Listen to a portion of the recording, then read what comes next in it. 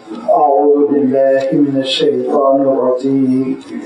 بسم الله الرحمن الرحيم. الحمد لله رب العالمين الرحمن الرحيم مالك يوم الدين إياك نعبد وإياك نستعين اهدنا الصراط المستقيم صراط الذين أنعمت عليهم غير المغضوب عليهم ولا الضالين.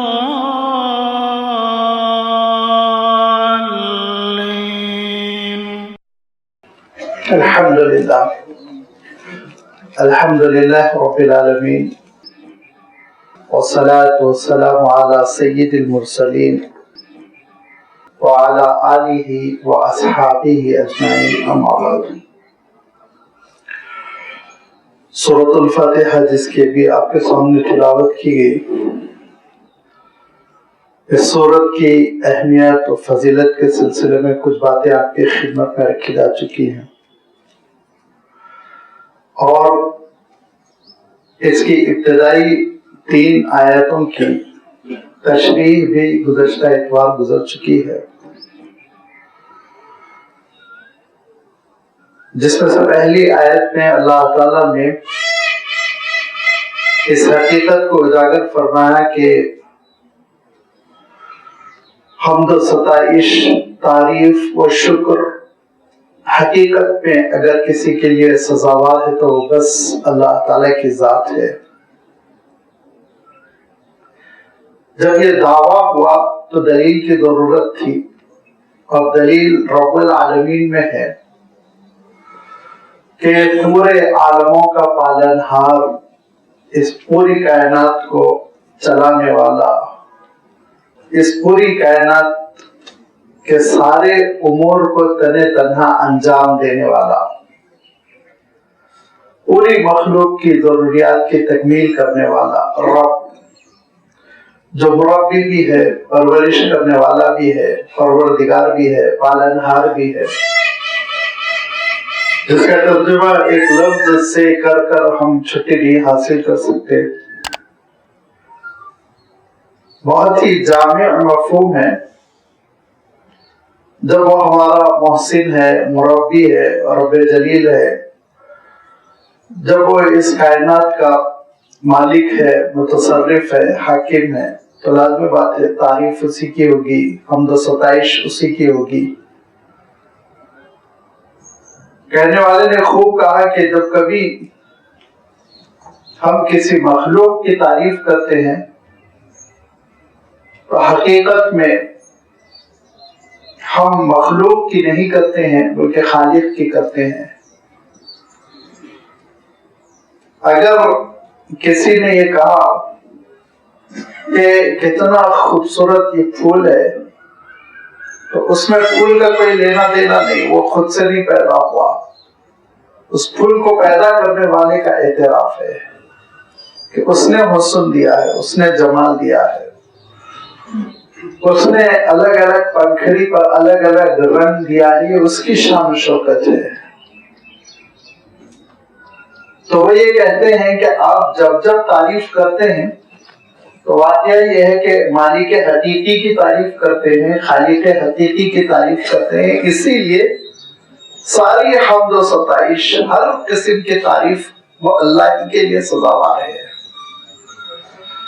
جو پوری کائنات کا مالک ہے، سارے عالموں کا رب ہے۔ میں نے عرض کیا تھا عالم کی تشریح بہت سے الفاظ سے ہو سکتی ہے۔ ایک عالم انسان کا عالم ہے، ایک حشرات کا عالم ہے، ایک حیوانات کا عالم ہے، ایک جن کا عالم ہے۔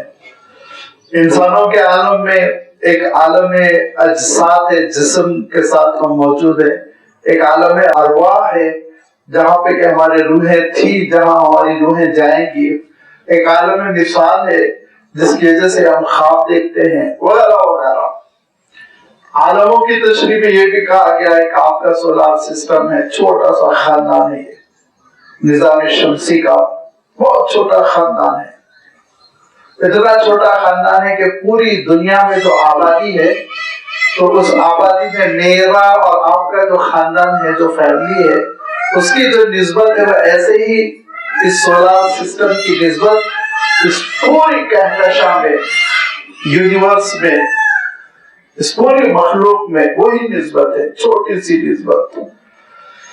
لہذا یہ سارے عالموں کی ضروریات کی تکمیل کرنے والی ایک ہی ذات ہے، تو اسی کی تعریف ہوگی۔ الرحمن الرحیم، یہ کمال کی آیت ہے، اللہ تعالیٰ کی صفات کمال پر دلالت کر رہی ہے۔ الحمدللہ رب العالمین، کمال ہے، وہاں نقص نہیں ہے، کمی نہیں ہے، قابو ہے، اختیارات ہے، عطا کرنے کی صلاحیت ہے، تو یہ صفات کمال۔ الرحمن الرحیم، اس میں کہا جمال ہے، یہ صفات جمال میں سے ہے کہ وہ مالک الملک وَأَحْكَمُ الْحَاكِمِينَ وَرَبُّ الْعَالَمِينَ، وہ بڑا مہربان ہے، اپنی مخلوق پر بڑی مہربانی کرتا ہے، شفقت فرماتا ہے، ان کی خیر خواہی چاہتا ہے، ان کو اچھی سے اچھی چیز عطا کرتا ہے۔ لازمی بات ہے اس کی رحمتیں بے پناہ ہیں، شمار نہیں کی جا سکتی۔ ایک دن میں اس کی رحمتوں سے ہمارا اور آپ کا جو واسطہ پڑتا ہے اس کو ہم کاؤنٹ نہیں کر سکتے، چاہے کہ پورا ہفتہ، پھر پورا مہینہ، پھر پورا سال، پھر پوری زندگی انبار ہے اس کی نعمتوں کا، لاتعداد نعمتیں ہیں۔ اور جب اس کی رحمتیں وافر مقدار میں ہیں، کثرت سے ہے، جوشیلی ہے، ہمہ وقت ہوتی رہتی ہے، تو تم کو یہ غلط فہمی نہ ہو کہ جلدی ختم ہو جانے والی ہے، یہ منقطع ہو جانے والی ہے۔ فرمایا نہیں، دائمی ہے، ہمیشہ برقرار رہنے والی ہے۔ الرحمن الرحیم، جس کی رحمت ہمیشہ باقی رہے گی۔ یہ ساری رحمتوں، شفقتوں اور عنایتوں کا ہم نے انتصاب کر دیا، اس کی نسبت کر دی اللہ تعالیٰ کی جانب۔ اس سے بڑھ کر اور کیا جمال ہو سکتا ہے؟ ارشاد فرمایا کہ رحمت کہتے ہی ہیں ایسی سچویشن کو جو مخلوق کے اطراف مخلوق کو گھیرے ہوئے رہے اور مصیبتوں سے، پریشانیوں سے، تکالیف سے، عذاب رسانی سے اس کو بچاتی رہے۔ اسی لیے ماں کے پیٹ میں، چاہے وہ انسان ہو چاہے دیگر مخلوقات، جو بچہ پرورش پاتا ہے وہ ایک جھلی میں پرورش پاتا ہے، اس جھلی کو بھی عرب رحم کہتے ہیں۔ آپ نے اردو میں یہ لفظ بہت سنا ہوگا، مادر رحم۔ اس جھلی کو اس لیے رحم کہتے ہیں عرب، کیونکہ وہ جھلی بڑی حفاظتی انتظامات والی ہوتی ہے۔ جو تکلیف دہ چیزیں ہیں، بچے کے پروان چڑھنے میں مانع بن سکتی ہے، وہ ساری چیزوں سے وہ جھلی روکتی رہتی ہے۔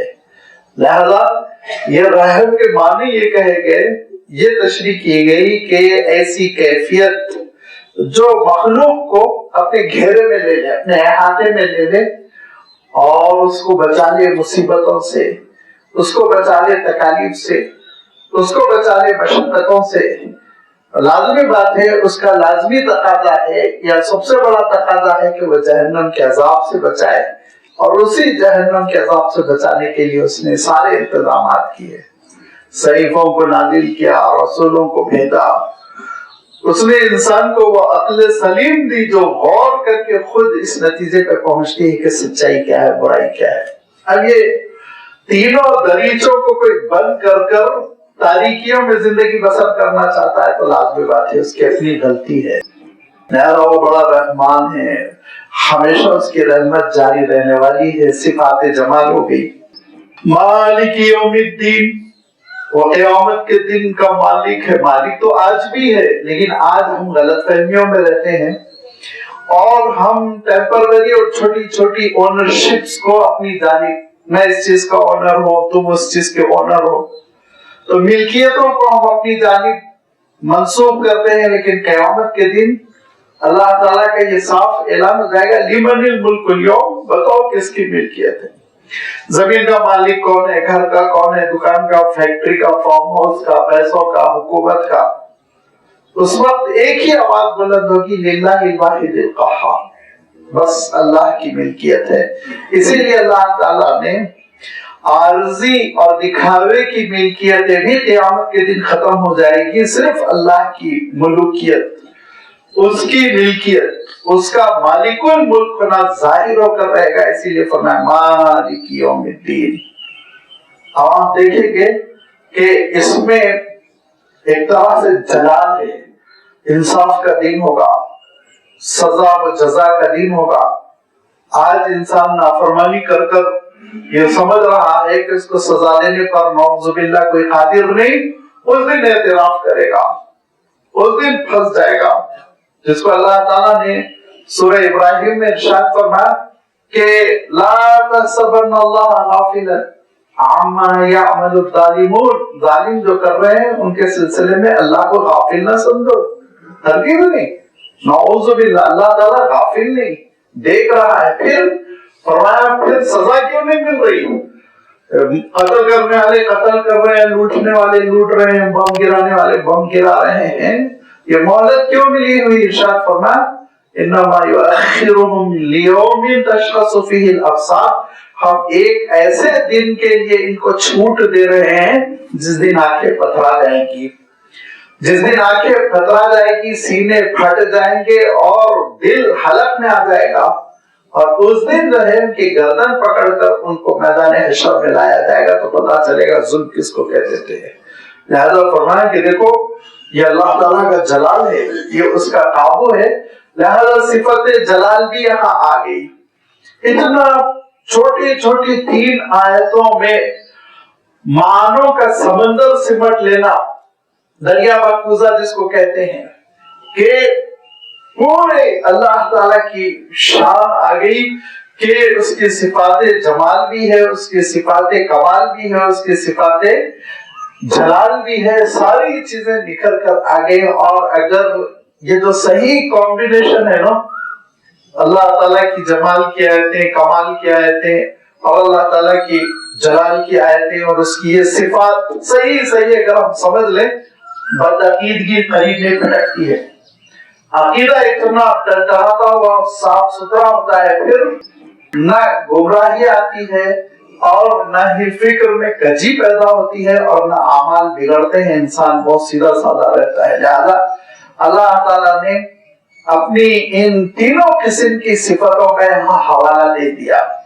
اور اس کے بعد پھر ارشاد فرمایا ایاک نعبد و ایاک نستعین، کہ تیری ہی ہم عبادت کرتے ہیں اور تجھی سے ہم مدد طلب کرتے ہیں. سب سے پہلی چیز تو یہ کہ آپ دیکھیں گے کہ اب تک اس اللہ کی تعریف تھی، رب العالمین ہے، رب کائنات ہے، رحمان رحیم ہے، مالک یوم الدین ہے. اب اس سے ایڈریس کرنے لگا، ایاک اللہ تیری ہی عبادت کرتے ہیں. مخاطبت شروع ہو گئی. اب اللہ تعالیٰ سے بندہ خطاب کر رہا ہے تو یہ غیبوبت سے خطاب کی جانب جو التفات ہے، اس کے سلسلے میں جو بلاغت کے ماہرین نے، فصاحت کے ماہرین نے، جو علماء بلاغت ہیں، انہوں نے جو معانی کی جانب اشارہ کیا کہ جب ہم کسی کے لیے غیب کا صیغہ استعمال کرتے ہیں تو بڑی عظمتوں کا احساس ہوتا ہے، اور ان عظمتوں کے اظہار کے لیے ہم اردو میں بھی کرتے ہیں، وہ سے تعبیر کرتے ہیں. وہ تو ایسا ہے، اس کی تو سلطنت پوچھیے مت، اس کی تو شان وہ قابل ملاحظہ ہے. اس میں ایک عظمت ہوتی ہے، اور اس میں غیبوبت کے صیغے میں جب ہم کسی کی تعریف کرتے ہیں تو ایک ایسی عظمت ہوتی ہے جس میں ایسا لگتا ہے کہ بندہ اپنے آپ کو بہت چھوٹا، حقیر، بہت دور، اس کی شان سے، اس کی بڑائی سے بہت دور ہے. یہ کیفیت ہوتی ہے. لیکن جب آپ یہ کہنے لگے کہ تجھی سے ہم مانگتے ہیں، تیری ہی ہم عبادت کرتے ہیں، انتہائی درجے کا قرب، آخری درجے کا قرب، تو مفسرین نے فرمایا کہ دعاؤں میں قرب ہونا چاہیے اللہ تعالیٰ سے. جب آپ دعا کر رہے ہوں تو غائب درجے کا قرب ہو، قریب ہو کر آپ اللہ تعالیٰ سے دعا مانگے بندگی کے ساتھ، اور اللہ تعالیٰ کے دربار میں حضوری کی کیفیت کے ساتھ دعا مانگے. یہ بندگی کی شان ہے. فرمایا اسی کو حدیث بیان کرتی ہے ان تعبد اللہ کأنک تراہ فإن لم تکن تراہ فإنہ یراک، ایسے کرو اللہ کی عبادت گویا تم دیکھ رہے ہو، اور اگر تم نہیں دیکھ رہے ہو تو کوئی حرج نہیں، وہ تو دیکھ رہا ہے، تو جو کھڑے ہوئے ہو ہاتھ باندھ کر وہ دیکھ رہا ہے۔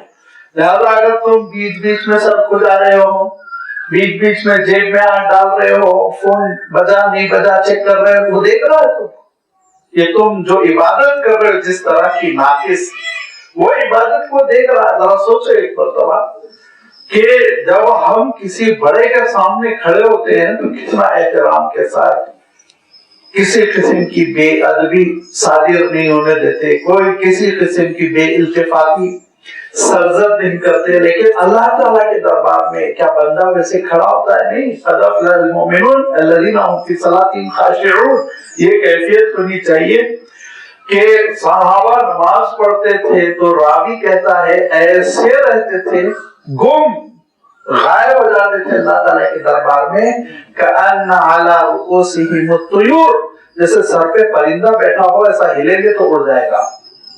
کسی کے سر پہ کوئی پرندہ آ کر بیٹھا ہوا ہے اور وہ یہ چاہتا ہے پرندہ بیٹھا رہے نہ اڑے، تو کیسا آپ ذرا سوچئے محتاط رہے گا، سر بھی اگر اس کو ہلانا پڑے تو کتنی آہستگی سے ہلائے گا، کتنی بے چینی ہو لیکن وہ جھٹکا نہیں دے گا، ہاتھ ادھر ادھر نہیں کرے گا۔ ایک بلیغ مثال دی گئی، تشبیہ دی گئی کہ کأن علی رؤوسہم الطیور، ایسے سکتے میں کھڑے رہتے تھے جیسے ان کے سروں پہ پرندے بیٹھے ہوئے ہیں، ذرا بھی جھٹکا دے، حرکت کرے، جنبش کرے تو پرندہ اڑ جائے۔ یہ کیفیت کے ساتھ اللہ کے دربار میں کھڑے ہوتے تھے۔ لہذا یہ حضوری کی کیفیت اگر ہم اور آپ کو نمازوں میں مل جائے تو پھر اس کے بعد سے میری اور آپ کی نماز وہ نماز ہو جائے گی جس کی تعریف اللہ تعالیٰ نے قرآن مجید میں کی اور ارشاد فرمایا ان الصلاۃ تنہی عن الفحشاء والمنکر، پھر وہ بے حیائیوں سے روک لے گی، نافرمانیوں سے روک لے گی، پھر وہ 5 ڈوز دن کے وہ ہمارے اور آپ کے نجات کے لیے کافی ہو جائے گے۔ قد افلح المؤمنون، بامراد ہو جائے گا مومن بندہ۔ لہذا فرمایا کہ دیکھو یہ حضوری کی کیفیت کے لیے اللہ تعالیٰ نے غیب کے صیغے سے جو رب العالمین ہے، جو ارحم الراحمین ہے، جو رحمان رحیم ہے، جو مالک یوم الدین ہے، اس سے شفٹ کر کر فوراً لہجے کو حضوری حاضری کی کیفیت میں منتقل کر دیا۔ ایاک نعبد، بس اللہ تیری ہی عبادت کرتے ہیں۔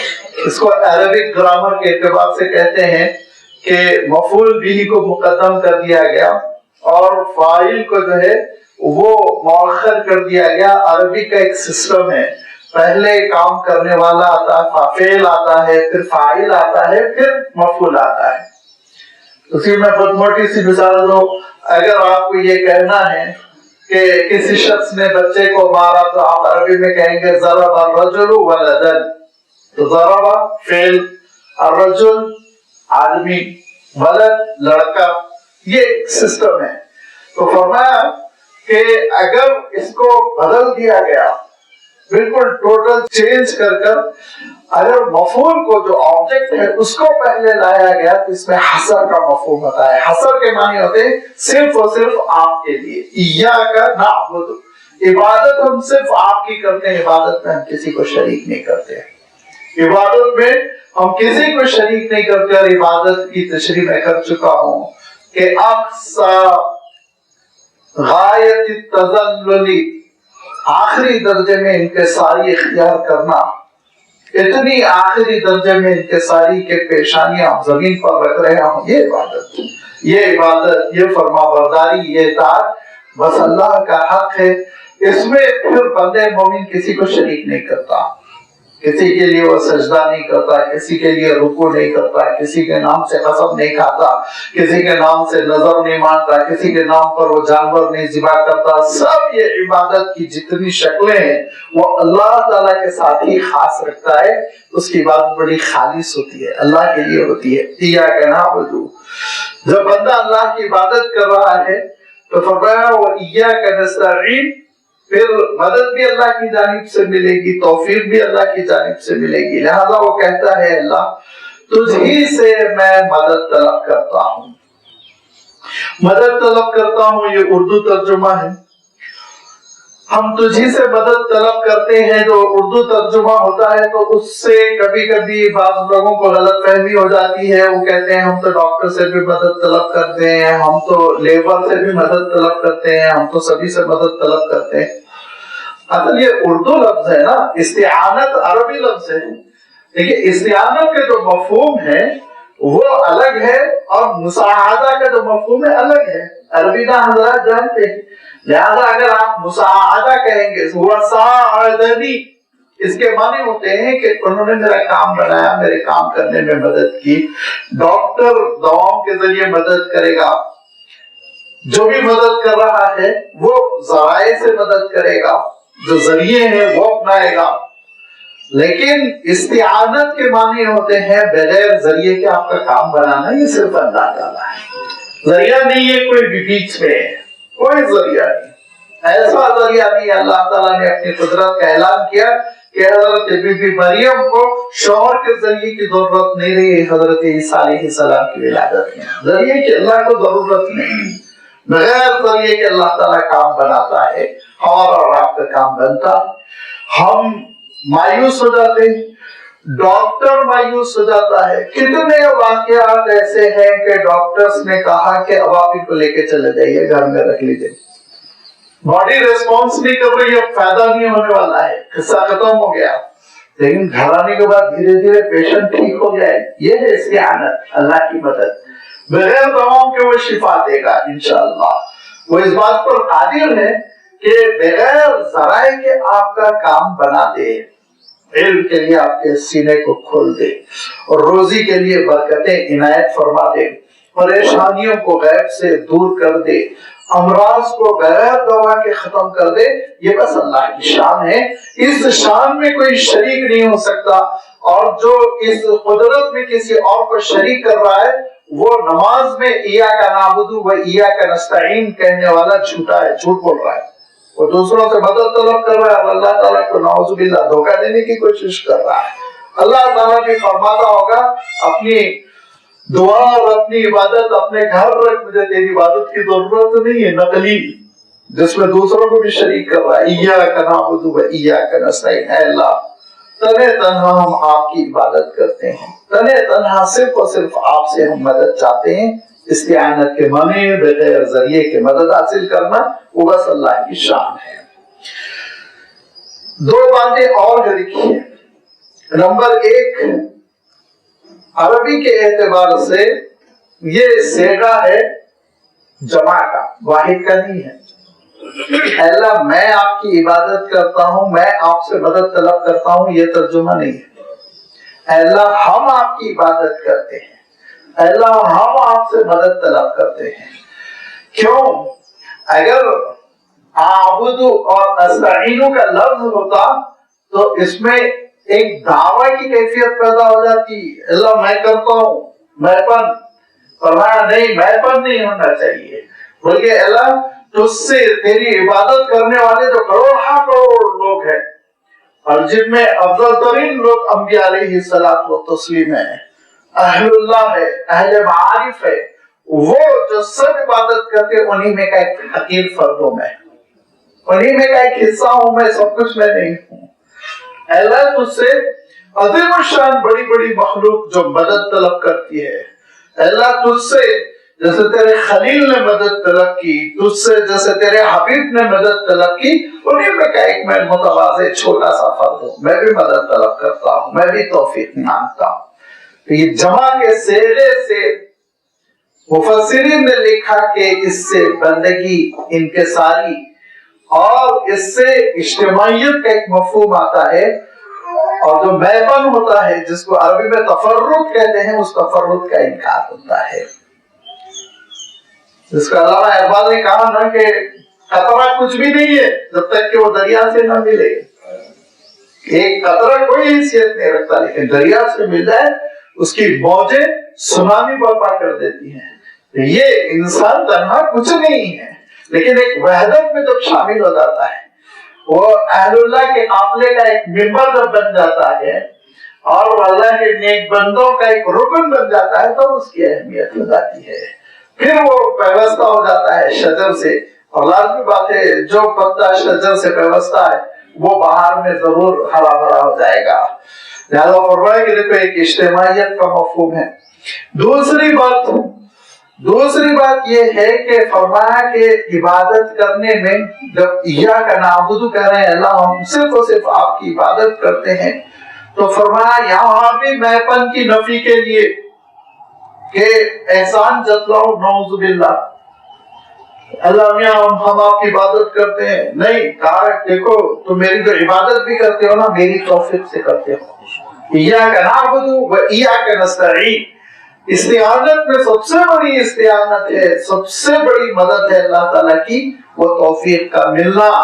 اگر اللہ تعالیٰ توفیق سے محروم کر دے تو پھر نہ نماز پڑھنے کا موقع ملے گا نہ زکات دینے کا۔ کتنے ہیں صحت مند سڑکوں پر گھوم رہے ہیں نماز نہیں پڑھتے کیونکہ توفیق الہی نہیں ملی ہوئی ہے، اور کتنے ہیں لوگ کھاتے پیتے کروڑ پتی لیکن ان کے مال میں اللہ کا کوئی حصہ نہیں، کیوں؟ توفیق نہیں، قبول نہیں کیا اللہ تعالیٰ۔ تو ہماری اور آپ کی عبادتیں جميع اقسام کی عبادتیں، وہ نمازیں بھی ہو، وہ حج بھی ہو، وہ زکات بھی ہو، راہ خدا میں خرچ کرنا ہو، جد و جہد کرنا، یہ سب ڈیپینڈ کرتی ہے اللہ کی توفیق پر۔ لہذا فرمایا کہ جب ایاک نعبد بندے نے کہا کہ اللہ ہم تیری عبادت کرتے ہیں تو تعلی نہ پیدا ہو جائے، شام عبادت کرنے والے ہم کہا کہ نہیں فوراً اعتراف کرو میری توفیقی سے کرتے ہو، اسی توفیق کو مانتے رہو جس کو آگے چل کے زیادہ کھلے انداز میں اہدنا الصراط المستقیم کے ذریعے سے اللہ تعالیٰ نے بیان فرمایا۔ لہذا ارشاد فرمایا دیکھو اللہ تعالیٰ کی عبادت بھی اللہ تعالیٰ ہی کی توفیق سے ہے، وہ حالات میسر کر دے، وہ تم کو حالات دے دے، وہ صحت دے، وہ کھڑے ہونے کی صلاحیت دے، وہ سجدے کی توفیق دے، تب جا کے تم اللہ کے دربار میں حاضر رہو گے، ورنہ تو محرومی قسمت میں لکھ دی جائے گی۔ اور ایک اتنی بڑی بات مفسرین نے فرمائی کہ وہ اجمالاً یعنی بریفلی اگر کہی جائے تو آپ اس کو سمجھیں گے بھی کہ نہیں سمجھیں گے، پتہ نہیں سمجھیں گے، مجھ سے سب ہوشیاری ہیں۔ ایاک نعبد و ایاک نستعین، کہا ایاک نعبد یہ فرسٹ پارٹ میں جبر کی نفی ہے، وہ ایاک نستعین میں قدر کی نفی ہے۔ جبریہ قدریہ دو مسئلے ہوتے ہیں، دو فرقے بن جاتے ہیں، پھر یہ دونوں کی نفی اللہ تعالیٰ نے اسے ایک آیت میں فرما دی۔ جبریہ کیا کہتے ہیں؟ جبریہ کہتے ہیں ہم لوگ مجبور ہیں، جو کر رہا اللہ تعالیٰ کر رہا ہے لہذا ہم کو کچھ کرنے کی ضرورت نہیں، جبریہ یہ کہتے ہیں۔ معطل، نہ عبادت کریں گے نہ نماز پڑھیں گے نہ کچھ نہ کیا، مجبور ہے ہم، وہ دے گا توفیق۔ تو جبریہ جو کہتے ہیں اس کے خلاف اللہ تعالیٰ نے کہا نہیں، تم کو عبادت کا حکم ہے، کہو ایاک نعبد، ہم کرتے ہیں عبادت اللہ کی، مجبور نہیں ہو تم، اللہ تعالیٰ نے تم کو مواقع دیے۔ قدریہ یہ کہتے ہیں ہم کو ہر کام پہ قدرت ہے، ہم جو چاہے کر لے، اللہ تعالیٰ کیا کرے گا، نعوذ باللہ، ہم قادر ہیں اپنے اعمال پر۔ قدریہ یہ کہتے ہیں کہا کہ تم قادر نہیں، ایاک نستعین، اللہ کی استعانت تو کر سکو گے ورنہ نہیں۔ اتنی عظیم الشان بحثیں ہیں کہ وہ مسئلے اگر کھولتے چلے جائیں تو تہ در تہ بہت سی حقیقتیں ہمارے اور آپ کے سامنے آئیں گی، لیکن بہرحال آگے بڑھنا ہے۔ اہدنا الصراط المستقیم، ابھی میں نے عرض کیا کہ سب سے بڑی اللہ تعالیٰ کی مدد، اس کی جانب سے ملنے والی راحت، سب سے بڑی ہمارے لیے اللہ کی استعانت کیا ہے؟ ہدایت۔ ہدایت کہ راہ راست پر ہم رہیں، اسلام کے لیے سینے کو اللہ تعالیٰ کھول دے، اللہ کے دین کے لیے سینے کو کھول دے، انشراح ہو جائے۔ اللہ تعالیٰ خود ارشاد فرماتا ہے کہ جس کے سینے کو اللہ تعالیٰ نے اسلام کے لیے کھول دیا تو اس سے بڑھ کر اس کو کوئی نعمت نہیں، اور جو ہدایت اس کو مل گئی تو اس سے وہ ہدایت کو چھین نہیں سکتا سوائے اللہ کے۔ سب سے بڑی نعمت ہے توفیق اور ہدایت۔ اہدنا ہدایت سے لفظ بنا ہے۔ اچھا، ہدایت کے بہت سے درجے ہیں، یاد رکھیے، ایک ابتدا ہے ایک انتہا ہے، اور عربک لینگویج کے اعتبار سے دونوں میں فرق کرنا عربی دانوں کے لیے بہت آسان ہے۔ اگر وہ بغیر صلے کے آئے تو وہ انتہا ہوتی ہے، اور اگر الہ یا لام کا صلہ ہے تو وہ ابتدا ہوتی ہے۔ चुनाचे अगर ये कहे कि हुआ यहदी इलल हक, तो बंदे के लिए भी कहा जा सकता है। इसके माने होंगे वो अच्छाई की तरफ रहनुमाई करता है, गाइड करता है, बस इतने माने होंगे। इसीलिए अल्लाह के रसूल सल्लल्लाहु अलैहि वसल्लम के लिए लफ्ज आया, देखिए, इन्नका लतहदी इला सिरातिल्लाह, कि अल्लाह के रास्ते की जानिब ए रसूल आप हिदायत करते हैं, रहनुमाई करते हैं, गाइड करते हैं। लाजमी बात है, हादी आजम है अल्लाह के रसूल सल्लल्लाहु अलैहि वसल्लम। और अगर डायरेक्ट मफूल भी आ रहा है तो वो बस अल्लाह के लिए है, वो इंतहा है। इसीलिए अल्लाह ताला ने इरशाद फरमाया, इहदिना सिरातल मुस्तकीम, इहदिना इला सिरातिल मुस्तकीम नहीं है, देखिए लफ्ज इला नहीं है। और इसीलिए अल्लाह ताला ने अपने रसूल के सिलसिले में इरशाद फरमाया, इन्नका ला तहदी मन अहबब्ता। ये इंतहा के माने ये कि सीना खोलकर इस्लाम पर चला देना, बस ये अल्लाह के हाथ में है, ये अल्लाह के हाथ में है। रहनुमाई तो मैं अपने दर्जे में कर सकता हूँ, रहनुमाई आप अपने दर्जे में कर सकते हैं। हर दाइए इस्लाम रहनुमाई करता है, हिदायत का सामान फराहम करता है। और अल्लाह के जो रसूल हुआ करते थे वो तो बड़े हादी होते थे, और फिर अल्लाह के आखिरी रसूल आप सल्लल्लाहु अलैहि वसल्लम तो हादी आजम है, लाजमी बात है। सारी इंसानियत को आपने रहनुमाई फरमाई, रास्ता दिखाया, सिराजम मुनीरा, वो तो शमे रोशन थे। तो ये जो हिदायत है रहनुमाई के मानों में, ये हिदायत तो बंदों के लिए भी है और ये इब्तिदा है। और जो हिदायत अल्लाह के लिए है, अल्लाह जो हिदायत देता है वो हिदायत इंतहा है, वो बस अल्लाह के हाथ में है, कोई नहीं कर सकता। वो हिदायत हज़रत नूह अलैहिस्सलाम समझा कर थक गए, तो आपने ये बात इरशाद फरमाई 950 साल की कोशिश के बाद, अनुल्जिमुकुमुहा व अंतुम लहा कारिहून, तुम्हारी गर्दन में इस्लाम नहीं डाल सकता हूँ, समझा सकता हूँ, लेकिन तुमको मजबूर करके मैं इस्लाम में दाखिल नहीं कर सकता। वो अल्लाह के हाथ में है कि अल्लाह ताला तुम्हारे सीने को खोल दे। यह है हिदायत, वो हिदायत जो आला दर्जे की होती है। अगर हम इस हकीकत को समझ लें तो इहदिना सिरातल मुस्तकीम की जो दुआ है, इस हकीकत को भी हम ऑटोमेटिकली समझ लेंगे।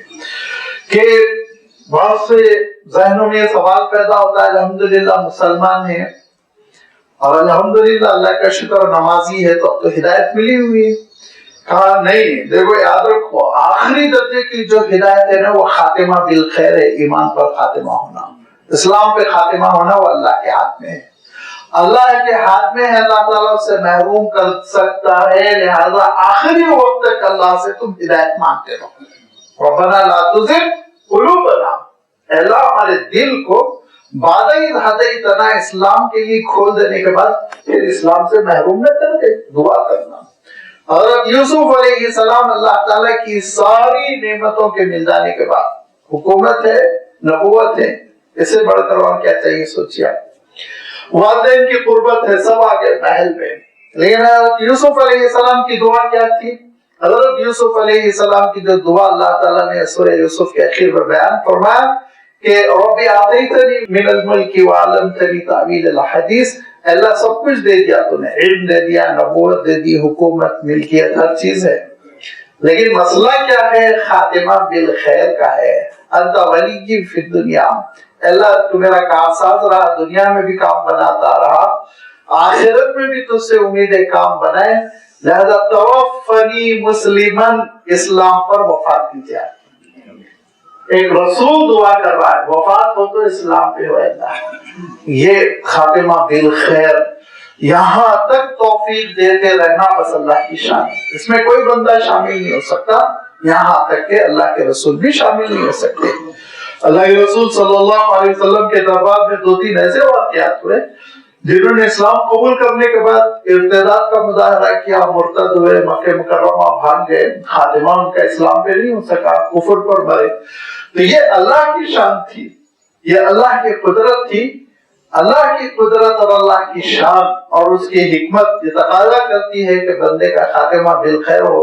तो उस वक्त जबकि बंदे के अंदर बंदगी हो, फरोतनी हो, दुआ मांगता रहे, अल्लाह के सामने टूटा हुआ रहे, इनाबत करता रहे, गुरूर न पैदा हो, इबादतों पे गुरूर, दीनदारी पे गुरूर, میں عرض کرتا رہتا ہوں کہ کائنڈس آف غرور کی کئی قسمیں ہیں، الگ الگ قسمیں ہیں. حسن کا غرور رہتا ہے، بڑھاپے میں نکل جاتا. حکومت کا غرور رہتا ہے، 5 سال کے بعد ختم ہو جاتا ہے. آج کل پچھلے زمانے میں پھر بھی چل جاتا تھا، بادشاہ جب تک ہے. علم کا غرور رہتا ہے، وہ بھی بڑھاپے کے ساتھ ختم ہونے لگتا ہے، جبکہ اللہ تعالیٰ ارشاد فرمایا کہ بہت سی چیزیں سیکھ لینے کے بعد انسان بڑھاپے میں بھولنے لگتا ہے، میموری سیل ختم ہو جاتے ہیں. لیکن ایک غرور ہوتا ہے جو پیچھا نہیں چھوڑتا، وہ دینداری کا غرور رہتا ہے. یاد رکھیے، عبادتوں کا غرور رہتا ہے. یہ غرور اگر بندے کے اندر آ جائے تو اللہ تعالیٰ نے سورۃ الاعراف میں جو بلعام ابن باور کا واقعہ بیان کیا، جو گمراہ ہوا اپنی عبادتوں کے باوجود، وہ کیفیت اتنی بری ہوتی ہے کہ اللہ تعالیٰ ارشاد فرمایا مثلہ کمثل الکلب، اس کی مثال کتے جیسی ہو گئی. فرمایا اتنا انسان رذیل و ذلیل ہو جاتا ہے. دینداری کے غرور کو قریب نہیں پھٹکنے دینا چاہیے. بہت سے لوگوں کا عالم یہ ہوتا ہے کہ جہاں چہرے پہ داڑھی، سر پہ ٹوپی آئی تو وہ سمجھنے لگتے ہیں میں تو مفتی اعظم ہوں. ایسے بات کرتے ہیں، مولویوں سے جھٹک جھٹک کے بات کرتے ہیں. ابھی ایک واقعہ ہے، بیچارے مفتی صاحب پریشان جمعہ پڑھا کے آئے اور انہوں نے کہا بری طرح ایک صاحب نے جھٹک دیا. کیا کہا کہ تم نے کیسے کہا خطبے میں حضرت عائشہ کی عمر بوقت نکاح 6 سال تھی، آئندہ سے بولنا نہیں، 26 سال تھی. ارے مولا، ان کو پکڑ کے آپ لے کے آئیے. ساری احادیث میں ام المومنین حضرت عائشہ رضی اللہ تعالیٰ عنہ روایت کرتی، کہاں میٹو گے، کہاں میٹو گے. تم مخالفین سے ڈرتے ہو. مخالفین کا مسئلہ یہ ہے کہ اس اعتراض کو چھوڑیں گے دوسرا اعتراض پکڑیں گے. بدتمیزی کرنے والا کر رہا نا، اڑنے والے گھوڑے کا بھی نام لے رہا، اس کو بھی ہٹا دو روایتوں سے. اس کے بعد معراج کو بھی نکال دو. اس کے بعد پھر تم شرع صدر کو نکال دو. اس کے بعد تم شرع قمر کو نکال دو. اس کے بعد تم نبوت کو نکال دو، رسالت کو نکال دو. اللہ تعالیٰ ارشاد فرماتا ہے یہ دشمنان اسلام تم کو اسلام پہ نہیں چھوڑیں گے. لن ترضى عنك اليهود والنصارى حتى تتبع ملتهم، جب تک تم ان کے پیروی نہیں کرو گے، وسیم رضوی نہیں بنو گے. خوش کرنے والے نہیں، کتنا مڈراؤ گے، کیوں مڈراؤ گے، مڈراؤ کیوں ہوں گے، جو ہے سو ہے. بخاری شریف میں حضرت عائشہ رضی اللہ تعالیٰ عنہ خود فرماتی ہے. مسئلہ سمجھنے کا یہ ہے نا کہ اللہ کے رسول صلی اللہ علیہ وسلم کا نکاح وہ نکاح نہیں تھا جو ہم کرتے ہیں. اللہ کے رسول صلی اللہ علیہ وسلم کا نکاح تھا دراصل مدرسے نبوت میں داخلہ. اللہ کے رسول صلی اللہ علیہ وسلم بغیر نکاح کے ان کو گھر میں رکھ کر اسلام سکھا سکتے تھے. اگر وہ کرتے تب بھی کتنے اعتراضات ہوتے سوچ لیجیے. تو محرم بنانا اور محرم بنا کر اپنے گھر میں رکھ کر عورتوں کے لیے جو دین کا ڈپارٹمنٹ ہے، حصہ ہے، وہ سکھلانا یہ مطلوب تھا. سیدھی بات ہے. زیادہ بدتمیزی کرنے والوں کی بدتمیزی کی وجہ سے آپ میدان چھوڑ کے نہیں بھاگنا، کھڑے رہیے آپ اپنے موقف پر. تو یہ مسئلہ جو ہوتا ہے نا کہ تھوڑا بہت کیا پڑھ لیا گوگل پہ، تھوڑا بہت کیا پڑھ لیا اردو میں آدھی کتاب. میں چیلنج کے ساتھ کہتا ہوں یہ وہ لوگ ہوتے ہیں جو کتاب بھی پوری نہیں پڑھے ہوتے ہیں، مقدمے سے لے کے اخیر تک بھی نہیں پڑھتے، چند اپنے اوراق پڑھتے ہیں مطلب کے، اور اس کے بعد پھر وہ غرور، وہ تکبر، اپنے آپ کو مفتی اعظم سمجھتے ہیں، امام بخاری کے ہم پلہ سمجھتے ہیں، امام ابو حنیفہ رحمۃ اللہ علیہ کے استاد سمجھنے لگتے ہیں. ان کے لب لہجے میں غرور. یہ اگر کیفیت ہوگی تو خاتمہ بالخیر خطرے میں ہے. یاد رکھیے، یہ تکبر نہیں، بندگی اللہ کے دربار میں، بندگی اللہ کے دربار میں ہمیشہ اللہ کی مدد، انکساری، جو بھی عطا کیا بس اللہ تعالیٰ نے عطا کیا. یہ کیفیت اگر ہوگی تو بندہ ہر نماز میں کہے گا اہدنا الصراط المستقیم، اے اللہ صراط مستقیم پر گامزن رکھ، مجھے ہدایت دے، توفیق دے کہ میں صراط مستقیم پر چلوں. الصراط المستقیم، صراط کہتے ہیں شاہراہ کو، راستے کو، طریق بھی راستے کو کہتے ہیں، سبیل بھی راستے کو کہتے ہیں. لیکن الصراط جب آتا ہے تو وہ راستہ جس میں روحانیت ہوتی ہے. ہر چیز کو صراط نہیں کہتے ہیں. سڑک ہے، اس کو طریق کہیں گے، چوڑی ہے شارع کہیں گے، آپ عرب میں جا کے دیکھ لیجیے اس کو شارع کہیں گے، اور ایسے ہی مثلا کسی مخصوص منزل کو جانے کا راستہ ہے اس کو سبیل کہیں گے۔ اسی لیے جنت کو جانے کے راستے کو اللہ تعالیٰ نے سبیل السلام کہا ہے۔ لیکن جب الصراط کہا جائے گا تو وہ روحانی راستہ، وہ روحانی منہج، وہ روحانی طریقہ کار جو انسان کو نجات تک لے جاتا ہے۔ ایک دوسرے المستقیم، استقامت بھی ضروری ہے، راستے پہ صحیح صحیح چلنا۔ اللہ کے رسول صلی اللہ علیہ وسلم بہت پریکٹیکلی پڑھاتے تھے، عملی طور پر پڑھاتے تھے۔ اللہ کے رسول صلی اللہ علیہ وسلم صحابہ کو لے کر میدان میں گئے، اس کے بعد اپنے عصائے مبارک سے چھڑی سے ایک لکیر کھینچی، ایک لکیر کھینچی اللہ کے رسول صلی اللہ علیہ وسلم نے، اور جیسے آپ کیپیٹل آئی لکھتے ہیں نا، اوپر بھی اللہ کے رسول صلی اللہ علیہ وسلم نے ایک چھوٹی سی لکیر کھینچی، نیچے بھی۔ لگتا ہے کاش یہاں بلیک بورڈ ہوتا تو میں بھی اچھی طرح سمجھا دیتا۔ اوپر بھی آپ صلی اللہ علیہ وسلم نے ایک چھوٹی سی لکیر کھینچی اور نیچے بھی چھوٹی سی لکیر۔ اس کے بعد اللہ کے رسول نے کہا یہ ابتدا ہے تمہاری، یہ انتہا ہے، یہ صراط مستقیم ہے۔ پھر اس کے بعد تیری بنگی لکیریں ایسے آپ صلی اللہ علیہ وسلم نے ماری اور کہا دیکھو یہ ہے شیطان کے راستے جو تم کو ادھر ادھر بھٹکا کر لے کے جانا چاہتا ہے۔ ارشاد فرمایا صراط مستقیم پر گامزن رہو، سیدھا چلتے رہو، استقامت کے ساتھ اللہ تعالیٰ کی ہدایت پر قائم رہو، اللہ تعالیٰ نے جو تمہاری رہنمائی کی اس پہ قائم رہو۔ ورنہ ہوتا کیا ہے کہ ابلیس اس پگڈنڈی پر دائیں جانب بائیں جانب ادھر ادھر لے جا کر انسان کو بھٹکانا چاہتا ہے۔ آپ نے لکیر کھینچ کے کہا ھذا صراطی مستقیما، دیکھو یہ ہے صراط مستقیم، سیدھا راستہ، اور اسی راستے پہ چلتے رہو، دائیں بائیں جانے کی کوشش نہ کرو۔ استقامت بھی بہت بڑی چیز ہے، یاد رکھیے، ثابت قدم رہنا، ہمیشہ برقرار رہنا، یہ بھی بہت بڑی چیز ہے۔ اگر یہ استقامت کی کیفیت نہ ملی تب پھر انسان جو ہے بہت ادھر ادھر بھٹک جاتا ہے، شیطان ادھر ادھر کا شکار کر لیتا ہے۔ اسی لیے اللہ کے رسول صلی اللہ علیہ وسلم سے ایک صحابی نے کہا کہ اللہ کے رسول دور دراز سے آیا ہوں، چھوٹا سا مشورہ دیجئے، اس کو پکڑ لوں تو آخرت کی کامیابی مل جائے۔ اللہ کے رسول صلی اللہ علیہ وسلم نے کہا قل لا الہ الا اللہ فاستقیم، لا الہ الا اللہ جو کہا نا اس پہ مستقیم رہو، اسی پہ قائم رہو، استقامت رہے، ادھر ادھر تم پھر بھٹکنے کی کوشش نہ کرو، اس راہ خدا پر تم چلتے رہو، تمہارے لیے یہ استقامت نجات کا ذریعہ بنے گی۔ اسی لیے اللہ تعالیٰ نے کیا ارشاد فرمایا؟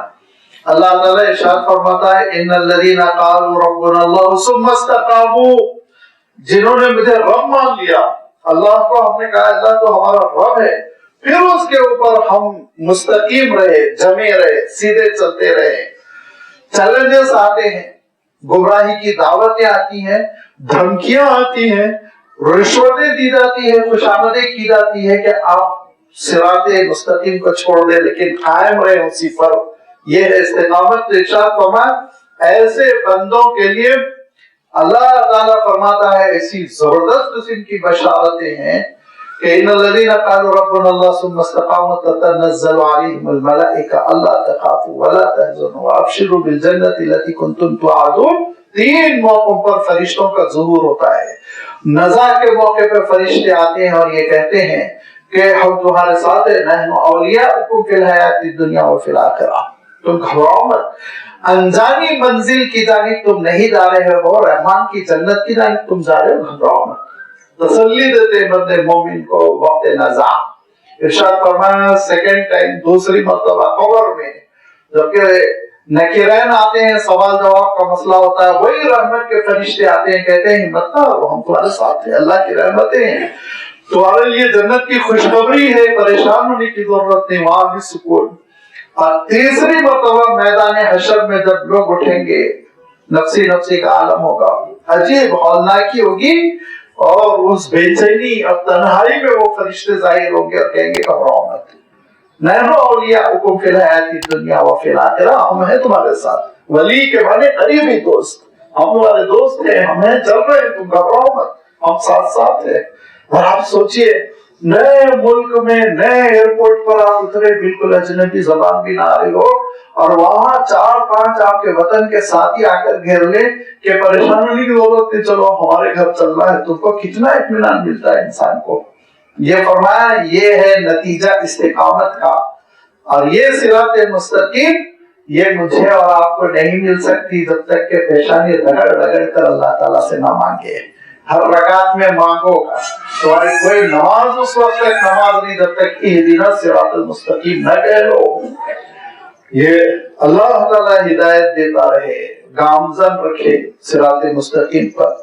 اچھا راستہ ہے تو کون سا راستہ؟ ارشاد فرمائے صراط الذین انعمت علیہم، وہ راستہ ہے اللہ جس پر آپ نے نعمتوں کی بارش کی ہو، وہ راستہ جس پر چلنے والوں کے لیے آپ نے انعام کا فیصلہ کیا ہو۔ انعمت علیہم، کن پر انعام کا فیصلہ؟ یہ قرآن مجید کا اصول ہے۔ دیکھیے قرآن مجید سمجھنا ہو تو اکثر و بیشتر آپ حضرات واقف ہوں گے، اہم ترین اصول یہی ہے، القرآن یفسر بعضہ بعضا، قرآن مجید کے ایک حصے کی تشریح کہیں نہ کہیں دوسرا حصہ کرتا ہے، دوسری جگہ اس کی وضاحت رہتی ہے۔ یا ایھا الذین آمنوا، آمنو، اے ایمان والو ایمان قبول کرو۔ ایمان کس کو کہیں گے؟ آمن الرسول۔ اب یہاں دیکھیں پوری ایمان کی تشریح ہے، اللہ پر ایمان، فرشتوں پر ایمان، آخرت پر ایمان، رسولوں پر ایمان، کتابوں پر ایمان۔ جہاں آپ ایک جگہ دیکھیں گے کہ بات اختصار کے ساتھ کہی گئی، اگر ذوق ہے تلاوت کا اور تدبر کا، دونوں چیزیں ہیں اگر، تو آپ دیکھیں گے دوسری جگہ انشاءاللہ بڑی تفصیل ملے گی۔ اور ایک ہندوستانی کے مفسر کا بڑا کارنامہ ہے، عربی میں انہوں نے تفسیر لکھی، تفسیر ثنائی کے نام سے مولانا ثناء اللہ امرتسری رحمۃ اللہ علیہ تھے، اور انہوں نے ہر آیت کی تشریح قرآن مجید کی کسی آیت سے کی ہے۔ ایک مرتبہ چھپی تھی وہ تفسیر عربی میں، پھر ہم لوگوں کی ناقدری، میرے پاس بڑی مشکل سے اس کا زیروکس ہے، تو بڑے مکتبوں میں تو ہے، بڑی جو لائبریریاں ہیں ندوۃ العلماء وغیرہ کی، لیکن عام طور پر اب یہ چھپتی نہیں، بے اعتنائی ہے۔ لیکن فہم قرآن کے لیے اتنی معاون تفسیر ہے، وہ ایسی آیتیں وہ نظیر میں پیش کرتے ہیں کہ اس سے ایک مفہوم کلیئر ہو کر واضح ہو کر ذہنوں میں آ جاتا ہے۔ لہذا صراط الذین انعمت علیہم، منعم علیہم، جن پر اللہ نے انعام فرمایا وہ کون ہے؟ اللہ تعالیٰ خود سورہ نساء میں اس کی تشریح کر دیا۔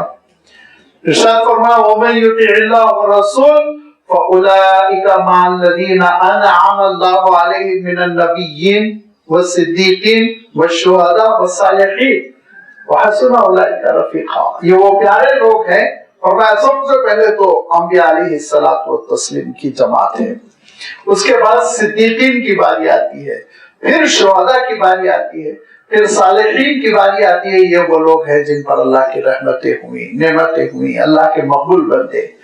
گویا آپ نے صراط المستقیم جو مانگی تو نبیوں کا راستہ، یہ کہہ رہے ہیں آپ، اے اللہ تیرے رسول کا راستہ۔ لازمی بات ہے اب انبیاء علیہ السلام اور اب رسولوں کی تعلیمات میں جو تعلیم محفوظ ہے، بچی ہوئی وہ صرف آپ صلی اللہ علیہ وسلم کی، دوسرے رسولوں اور نبیوں کی تعلیمات کو ان کے امتیوں نے ضائع کر دیا، یہ ان کی غلطی۔ کیوں حضرت موسیٰ علیہ السلام کی سیرت کی تم نے حفاظت کی؟ تم کو تو نہیں معلوم جتنا قرآن پاک بیان کرتا ہے، اس سے زیادہ تمہاری معلومات نہیں ہے، تمہاری غلطی۔ حضرت عیسیٰ علیہ السلام کی جوانی تک حضرت عیسیٰ علیہ السلام کہاں تھے یہ خود عیسائیوں کو نہیں معلوم۔ اچانک حضرت عیسیٰ علیہ السلام ظاہر ہوتے جبکہ آپ بالغ ہو چکے تھے، اور آپ نے حضرت یحییٰ علیہ السلام سے کہا میں بھی اسلام پیش کروں، یہاں سے سیرت شروع ہوتی۔ اس سے پہلے 25-26 سال تک حضرت عیسیٰ علیہ السلام کی جوانی کیسے گزری، بچپن کیسے گزرا، کیا حالات میں، بالکل پردہ پڑا ہوا ہے، حفاظت انہوں نے نہیں کی۔ لیکن اللہ کے رسول صلی اللہ علیہ وسلم کی ماقبل پیدائش، لڑکپن، بچپن، جوانی، جو اب حالات دیکھنا ہو حالات دیکھ لیجئے، 7-8 جلدوں میں اللہ کے رسول صلی اللہ علیہ وسلم کے حالات محفوظ ہیں۔ इतना महफूज है। मैं हमेशा अर्ज करता रहता हूँ कि बहुत कम ऐसा होता है कि किसी बड़ी शख्सियत के सिलसिले में ये लिखा गया हो कि उनका हाथ का पंजा कैसा था। नहीं देखा होगा आपने, बड़े बड़े तारीख के वो लोग जिन्होंने बड़े एहसानात के रिफॉर्मर रहे, उनके ऊपर लिखा गया, ये नहीं लिखा ना हाथ का कैसा पंजा था। लेकिन अल्लाह के रसूल सल्लल्लाहु अलैहि वसल्लम का हाथ कैसा था, हथेली कैसी थी, उंगलियां कैसी थी, ये भी लिखा गया। चलिए हाथ हो गया, हाथ तो नजर आता है ना, लेकिन शान है आप सल्लल्लाहु अलैहि वसल्लम की कि अल्लाह के रसूल सल्लल्लाहु अलैहि वसल्लम का तलवार कैसा था, ये भी रिवायतों में महफूज है। तलवार कौन देखता है? तलवार पूरा देख लीजिए आप। शमाइल तिर्मिज़ी उठाइए, पढ़िए, किताबें रखिए। और शमाइल तिर्मिज़ी का तर्जुमा खसाइल नबवी से हुआ है, उर्दू में अवेलेबल है।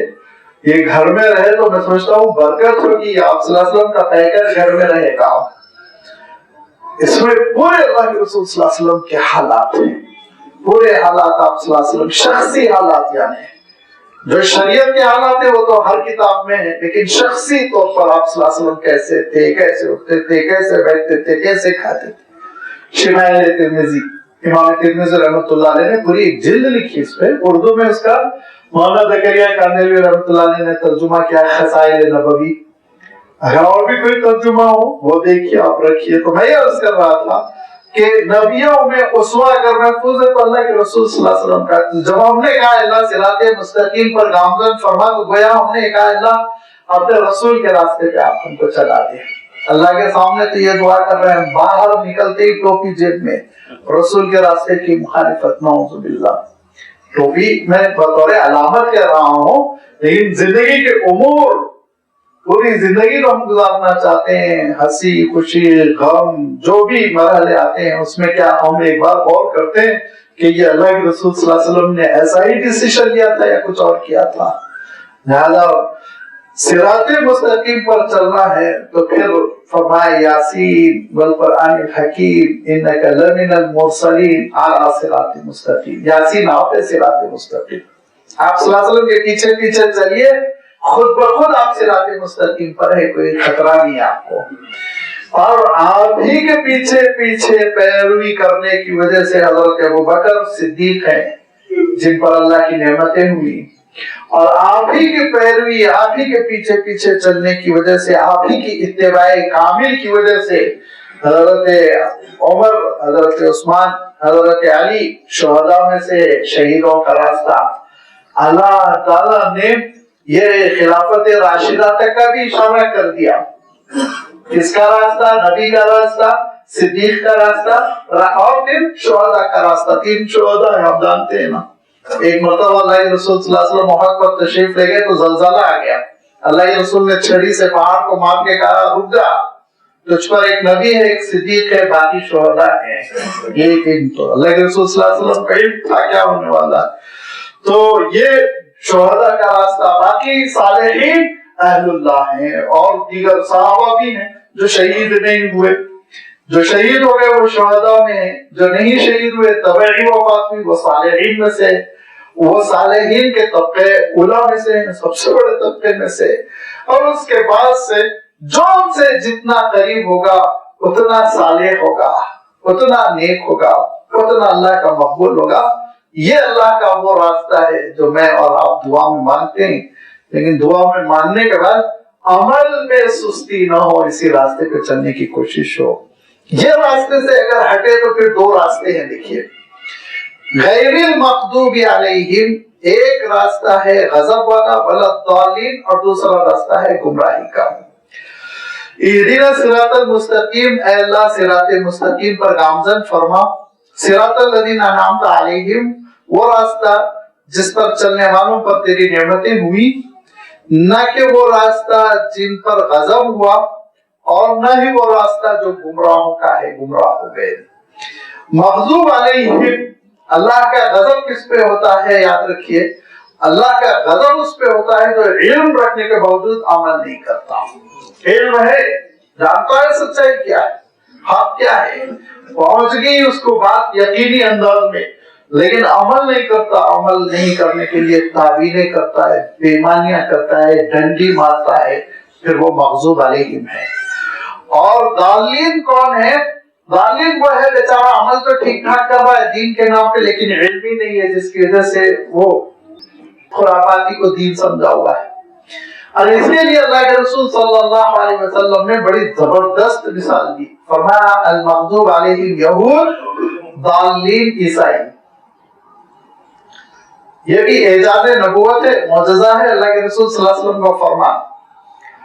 اللہ تعالیٰ نے خود یہودیوں کے سلسلے میں ارشاد فرمایا غضب اللہ علیہم وباءوا بغضب من اللہ، غضب کا لفظ بار بار آیا کیونکہ علم تھا ان کے پاس، عمل نہیں ہے۔ علم تھا، تورات پڑھتے تھے اور انہوں نے تورات کی تفسیریں بھی لکھی ہیں۔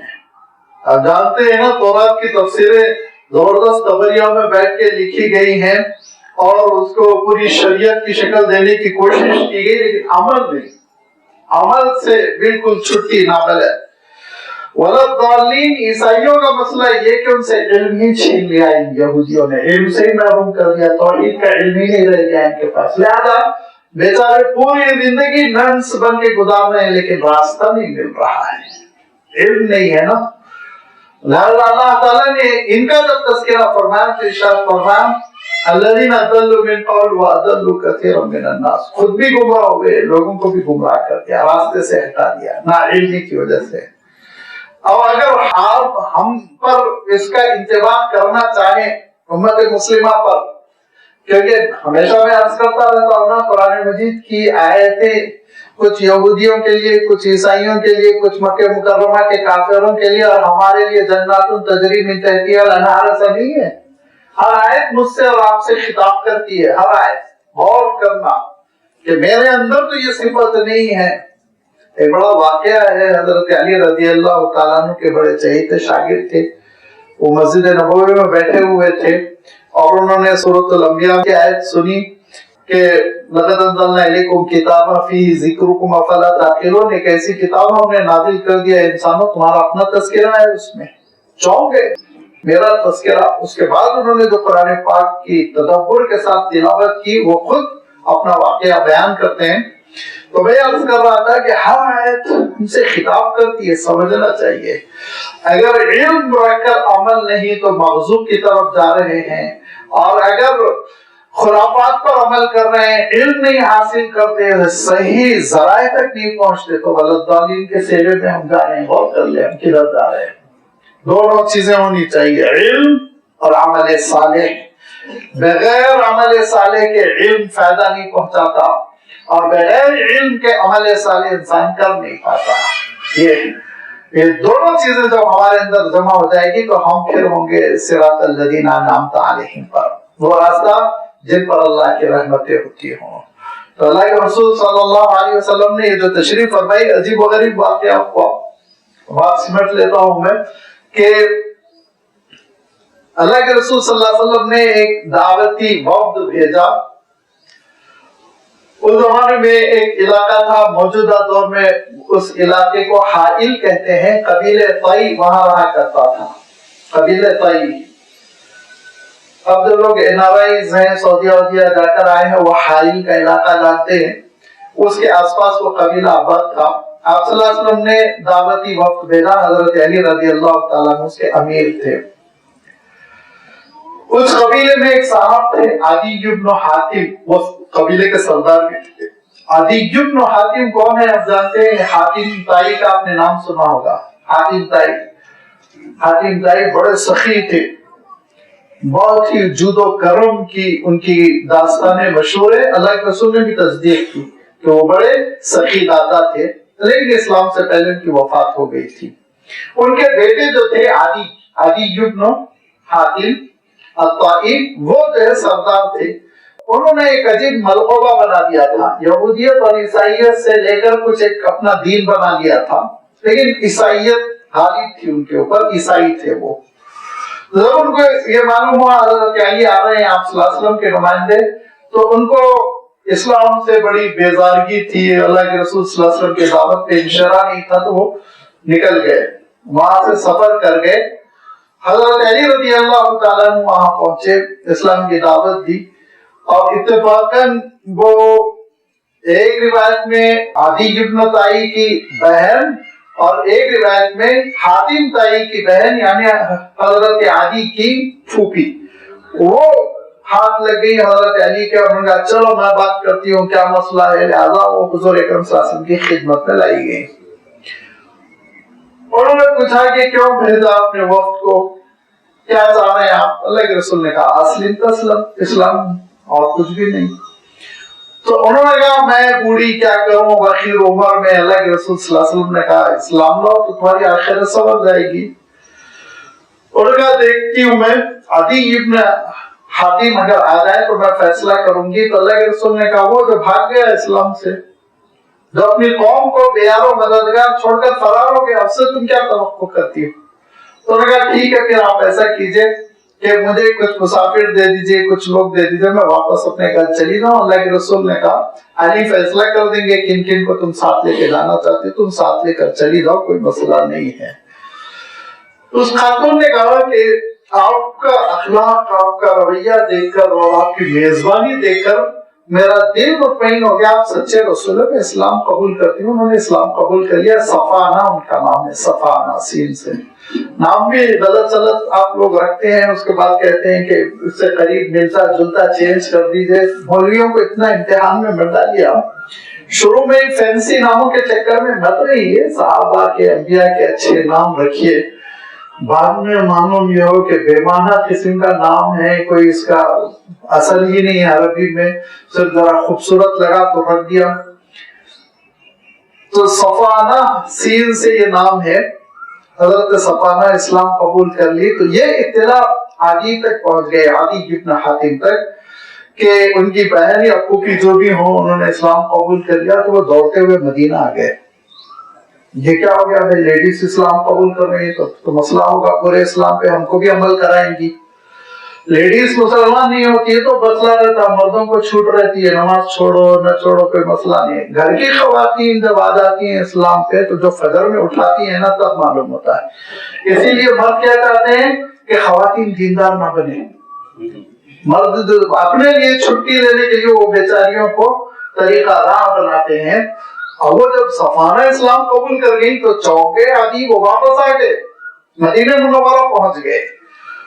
اللہ کے رسول صلی اللہ علیہ وسلم نے غور سے دیکھا کون ہو تم؟ کہا میں حاتم کا بیٹا عدی جن۔ کہا اچھا تم حاتم کے بیٹے ہو، کس سے بھاگ رہے ہو تم؟ اللہ کے دین سے بھاگ رہے؟ کہا نہیں اللہ سے نہیں بھاگ رہا ہوں، آپ کی دعوت پہ منشر ہے۔ نہیں کہا اچھا ٹھیک ہے آؤ میرے گھر بات کرو۔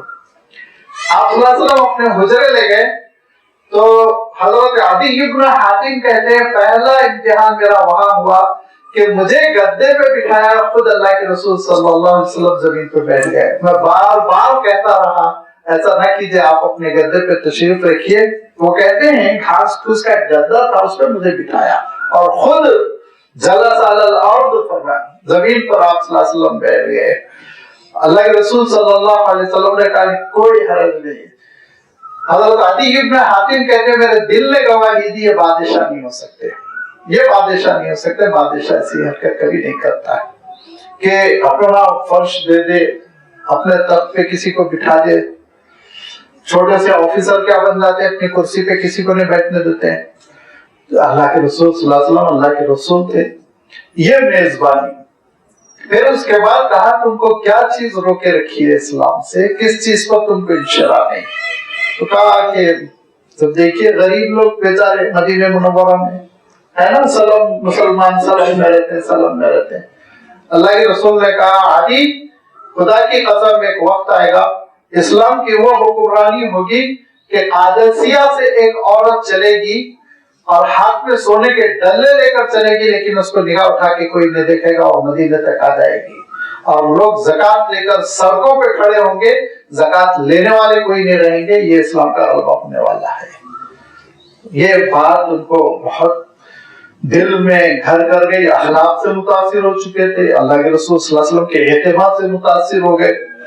اور اس کے بعد سے انہوں نے کہا کہ اگر میں اسلام نہ قبول کروں، اگر میں واپس جانا چاہوں تو آپ جانے دیں گے؟ کہا شوق سے جاؤ، اپنی پھوپھی کو، اپنی بہن کو، صفانہ کو لے کے چلے جاؤ، تمہارا قافلہ کوئی نہیں روکے گا، کسی قسم کا بھی تمہارے ساتھ زیادتی کا معاملہ نہیں ہوگا۔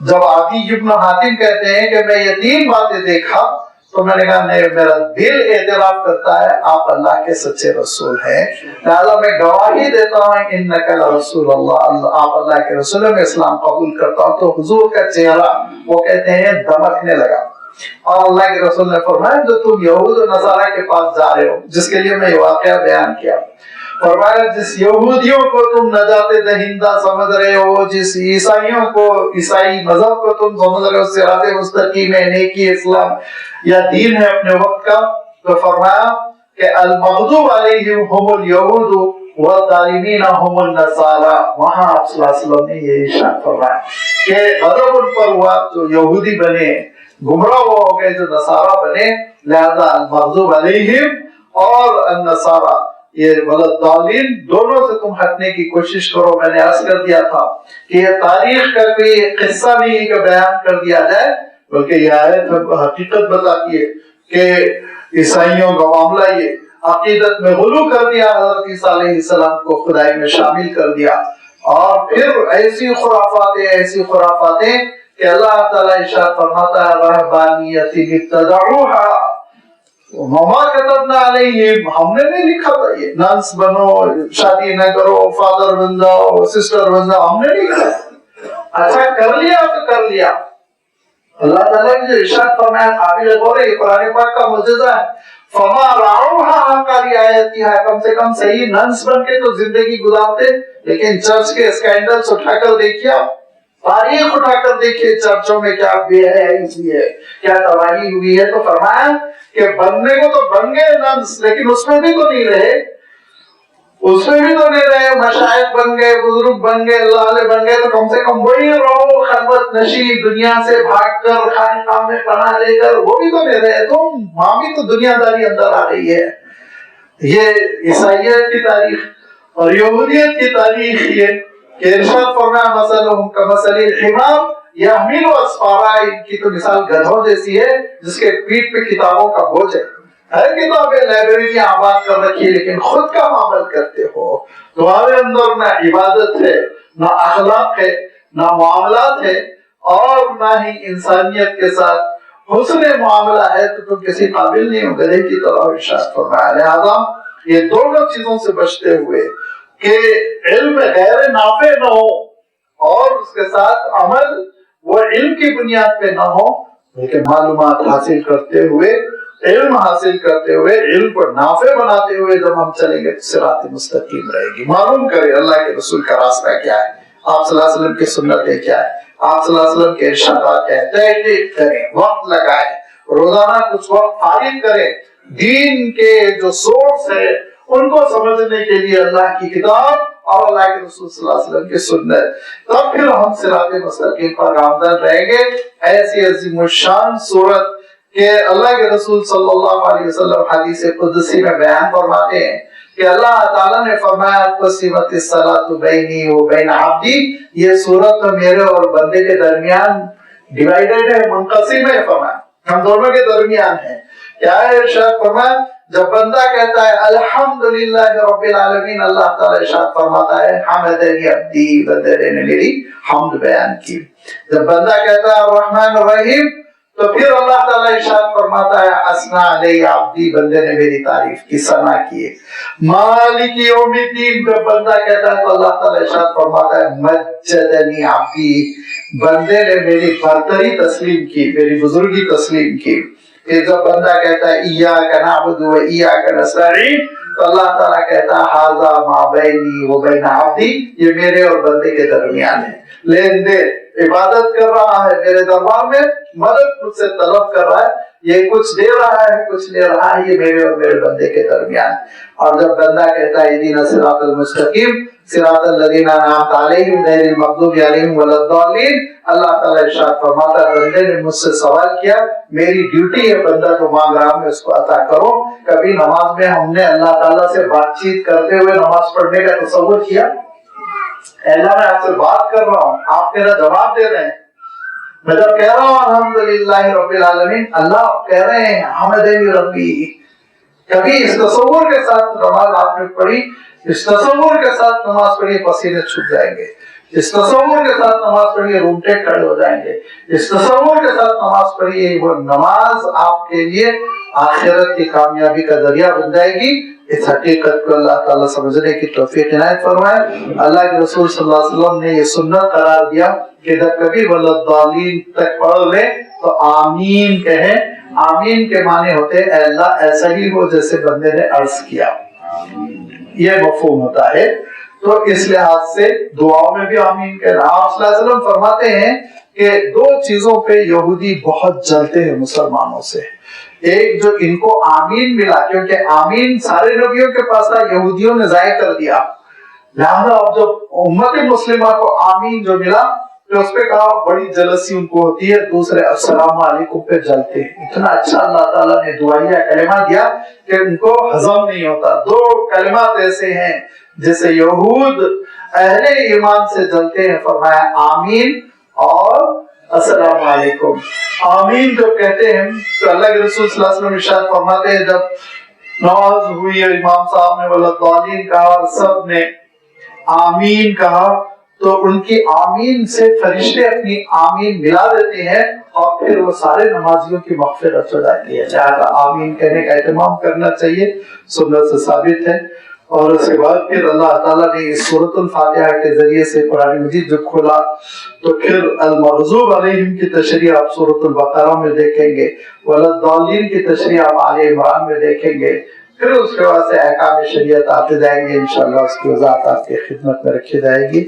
व आखिरु दावाना अनिल हम्दुलिल्लाहि रब्बिल आलमीन।